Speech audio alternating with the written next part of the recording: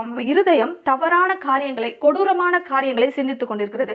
மற்றவங்க நம்மளுக்கு விரோதமா வந்தா அவங்கள அப்படியே விட்டுட்டு கர்த்தர் அவர்களை பார்த்துக் கொள்வாருன்னு சொல்லி நீ வந்து உன் வேலையை பார்க்கணுமே தவிர, இந்த மாதிரி யோசிச்சு யோசிச்சு அவனை எப்படி பழி வாங்கலாம்னு யோசிச்சுட்டு இருந்தா உன்னுடைய வாழ்க்கை கெட்டு போய்விடும். ஆனா இவங்க அப்படிதான் யோசிக்கிறாங்க. என்ன பண்றாங்க? பழிக்கு பழி எப்படி வாங்கலாம்னு யோசிச்சுட்டு இருக்காங்க.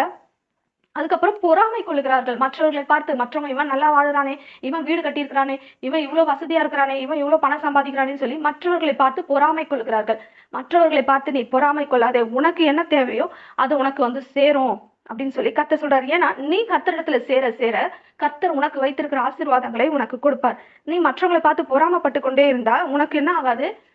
உனக்கு வர வேண்டிய ஆசீர்வாதம் வராது. நீ எவ்வளவுக்கு எவ்வளவு கர்த்தரை தேடுறியோ, எந்த அளவுக்கு கர்த்தர் மேல நம்பிக்கை வைக்கிறியோ, எந்த அளவுக்கு கர்த்தருடைய வார்த்தையை பேசுறியோ, அப்போதான் கர்த்தருடைய ஆசீர்வாதம் உனக்கு வருமே தவிர, மற்றவர்களை பார்த்து பொறாமைப்பட்டு கொண்டு இருக்கும் போது நமக்கு அந்த ஆசீர்வாதம்